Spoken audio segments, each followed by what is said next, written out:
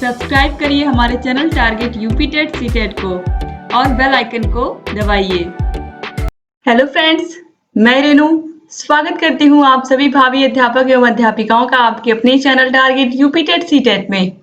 दोस्तों, आप लोगों के डीएलएड 4th सेमेस्टर में जो आपका पहला टॉपिक है वो है teaching methods and teaching technique. दोस्तों, टीचिंग मेथड्स में हम देखने वाले हैं आज सबसे पहले ग्रामर ट्रांसलेशन मेथड के विषय में। दोस्तों, टीचिंग मेथड्स का मतलब क्या होता है, सबसे पहले आप लोग ये समझ लीजिए।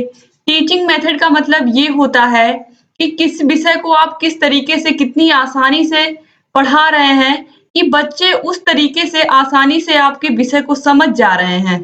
तो यहाँ पर दोस्तों इंग्लिश विषय चूंकि विदेशी भाषा है, आप सभी को पता है, फॉरेन लैंग्वेज है, इस वजह से देश में सभी बच्चों को सभी राज्यों में आसानी से सभी बच्चों को समझ में नहीं आती है। तो इसको पढ़ाने के लिए अलग-अलग तरीके के मेथड्स का प्रयोग होता हुआ आ रहा है। तो सबसे पहला और सबसे पुराना जो मेथड है वो है ग्रामर ट्रांसलेशन मेथड। दोस्तों, एग्जाम में अधिकतर पूछता है कि ग्रामर ट्रांसलेशन मेथड का अदर नेम क्या है, ये आता है। टीचिंग यूनिट क्या है इसकी, इसके अलावा इसकी मेरिट्स क्या है, डीमेरिट्स क्या है, एग्जाम में इसी तरीके से क्वेश्चंस आते हैं। तो आप लोग बहुत ही ध्यान से देखिएगा और अभी आसानी से आपको बहुत ही अच्छे से ग्रामर ट्रांसलेशन मेथड में बता दूंगी और आसानी से एक बार अगर आप समझ लेंगे तो आसानी से कुछ भी भूलेगा नहीं आपको ग्रामर ट्रांसलेशन मेथड में। चलिए देखते हैं। सबसे पहले ग्रामर ट्रांसलेशन मेथड के अदर नेम क्या है। सबसे पहले इसको हम ओल्डेस्ट मेथड कहते हैं, यानी कि सबसे पुराना मेथड है ये।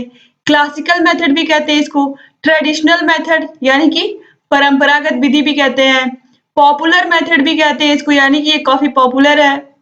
मोस्ट पॉपुलर इन इंडिया, हमारे भारत में सबसे अधिक पॉपुलर है ये ग्रामर ट्रांसलेशन मेथड, यानी कि सबसे ज्यादा इंग्लिश ग्रामर ट्रांसलेशन मेथड द्वारा ही सिखाई जाती है। तो ये मेथड कहीं ना कहीं बहुत इंपॉर्टेंट है एग्जाम की दृष्टि से भी आप लोगों के। टीचिंग यूनिट क्या होती है? टीचिंग यूनिट होती है वर्ड। अब देखिए इसमें होता क्या है, teacher reads every sentence and translate every sentence into mother tongue through word by word. इसीलिए इसकी टीचिंग यूनिट वर्ड है, यानी कि टीचर अगर पूरा एक सेंटेंस पढ़ाते हैं तो उस सेंटेंस में जितने वर्ड होते हैं, जैसे there was a thirsty crow, इस तरीके से तो एक एक का हम मीनिंग बताते हुए चलेगा टीचर। थर्स्टी का मतलब क्या होता है, देयर का मतलब क्या होता है, वॉज का मतलब क्या होता है, इस तरीके से टीचर पढ़ाएंगे कि आसानी से बच्चे उसको समझ जाएं। अब इसके बाद दोस्तों देखिए दूसरा पॉइंट क्या है, target language learned by mother tongue, यानी कि अपनी मातृभाषा की सहायता से ही हम क्या कर रहे हैं, टारगेट लैंग्वेज को सीख रहे हैं। टारगेट लैंग्वेज का मतलब होता है जिस भाषा को आप सीख रहे हो उसको आप टारगेट लैंग्वेज कहोगे, तो आप ये याद रखिएगा। फिर major focus on reading and writing, teacher पढ़ाते हैं उस चैप्टर को, उसके बाद उसके क्वेश्चन आंसर्स लिखा देते हैं। तो इस तरीके से एक बार वो पढ़ाते हैं तो वो रीडिंग हो गया, एक बार फिर उसी का क्वेश्चन आंसर लिखवाते हैं तो राइटिंग हो गया। तो सबसे ज्यादा फोकस किस पर होता है, रीडिंग और राइटिंग पर होता है। और इसका मेथड क्या होता है, मेथड होता है नोन टू अननोन, यानी कि जैसे आपको हिंदी भाषा आ रही है तो हिंदी भाषा के थ्रू ही आपको इंग्लिश भाषा टीचर सिखाते हैं। इसके बाद है अगला point, focus on the rules of the grammar.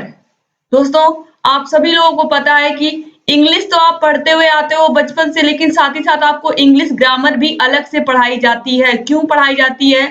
ताकि आप लोग जो इंग्लिश सब्जेक्ट के ग्रामर के रूल्स है और रेगुलेशंस है उनको आप अच्छे से समझ जाएं, और जब आप किसी भी भाषा के रूल और रेगुलेशन को अच्छे से समझ जाएंगे, कौन कौन से उसमें रूल्स होते हैं, कैसे उस भाषा को शुद्ध रूप से बोलना है, तो सबसे पहले ग्रामर क्या सिखाती है, ग्रामर यही सिखाती है कि किसी भी भाषा को आप किस तरीके से शुद्ध रूप से लिखना पढ़ना सीख सकते हैं, इसके अलावा बोलना सीख सकते हैं। तो यहाँ पर इसीलिए जो ग्रामर है उसको बहुत ही ज्यादा उस पर फोकस किया गया है कि बिल्कुल जो सेंटेंस हो ग्रामेटिकली बिल्कुल सही हो, ग्रामर की दृष्टि से बिल्कुल करेक्ट सेंटेंस हो। अब इसके बाद दोस्तों आपने देखा कि किस तरीके से जो ग्रामर ट्रांसलेशन मेथड होता है इसमें सेंटेंस का हर एक वर्ड का ट्रांसलेशन होता है। इसके अलावा अपनी मदर टंग यानी कि अपनी मातृभाषा की सहायता से हम उस भाषा को सीखते हैं, अंग्रेजी भाषा को, और इस पर सबसे अधिक फोकस रीडिंग और राइटिंग पे होता है, लिखने और पढ़ने पर होता है। और इसमें जो हमको ज्ञात है उसी से जान करके हम अज्ञात यानी कि दूसरी भाषा को सीखते हैं जिसके बारे में हम नहीं जानते हैं। तो इस तरीके से यहाँ पर ये हो गया।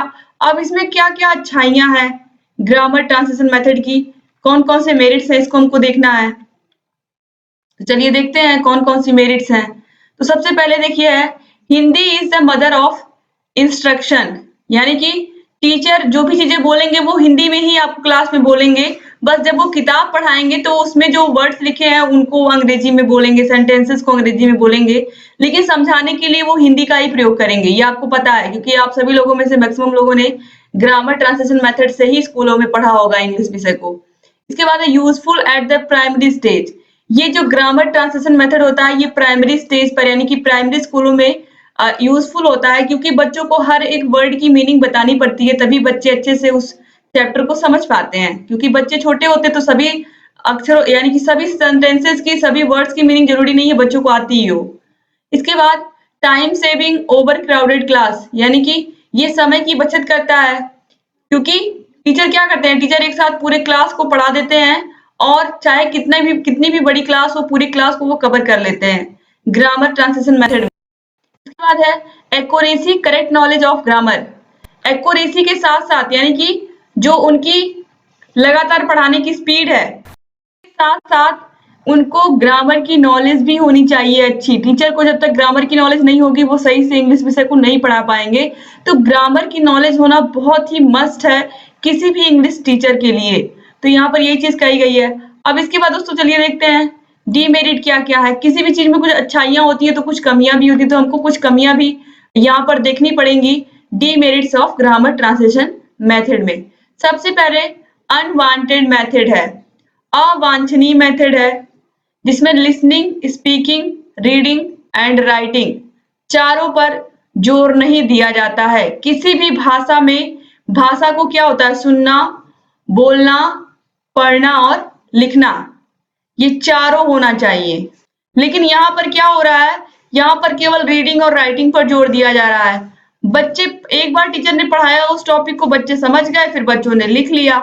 बच्चों ने तो खुद से कुछ बोला ही नहीं, क्लास में स्पीच तो हुई ही नहीं। जिस भाषा को हमको सीखना है अगर हम उसको बोलना ही नहीं सीखेंगे तो किस तरीके से कब उसका हम प्रयोग करेंगे।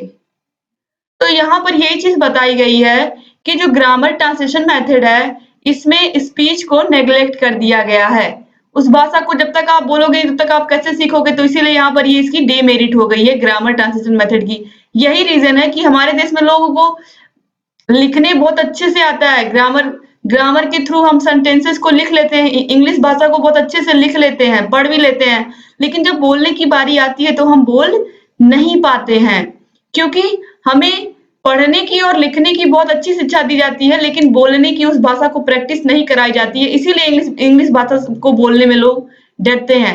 जबकि जितना शुद्ध ग्रामर के अकॉर्डिंग हम लोग इंग्लिश बोलते हैं उतना शुद्ध कोई और देश नहीं बोलता है, क्योंकि हमारे देश में सबसे ज्यादा रूल्स पर ध्यान दिया जाता है कि किस तरीके से कहाँ पर कौन सा हेल्पिंग वर्ब लगेगा, कौन सा मॉडल वर्ब, मतलब हर चीज पर ध्यान दिया जाता है कि कहीं ना कहीं जो सेंटेंस हम बोले वो बिल्कुल ग्रामर के अकॉर्डिंग करेक्ट हो।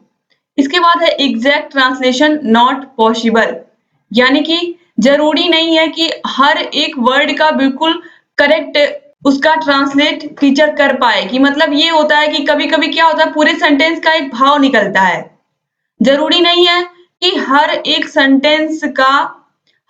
सेंटेंस में हर एक वर्ड का अर्थ ही निकाला जाए।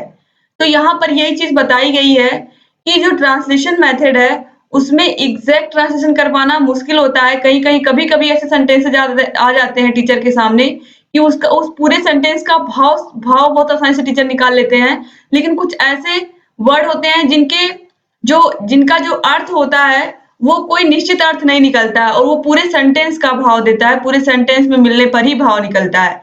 तो यहाँ पर ये हो गया। इसके बाद grammar by rules not by use, जैसा कि मैंने कहा कि ग्रामर का रूल तो आप पढ़ लेते हैं लेकिन उस रूल को आप यूज नहीं कर पाते हैं ग्रामर ट्रांसलेशन मेथड में, क्योंकि यहाँ पर केवल लिखना और पढ़ना सिखाया गया है, बोलना तो सिखाया नहीं गया इस रूल में, इस मेथड में।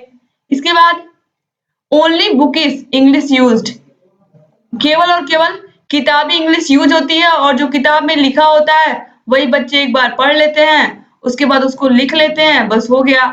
जबकि बच्चों को क्या करना चाहिए, सबसे पहले अगर किसी भी भाषा को सीखना है तो उसको अपने व्यवहार में लाना पड़ेगा, उसको बोलना पड़ेगा, बार बार उसको समझना पड़ेगा।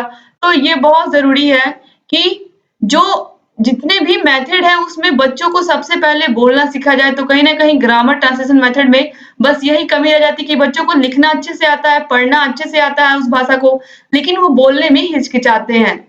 तो यहाँ पर ये हो गया दोस्तों आज आप लोगों का ग्रामर ट्रांसलेशन मेथड।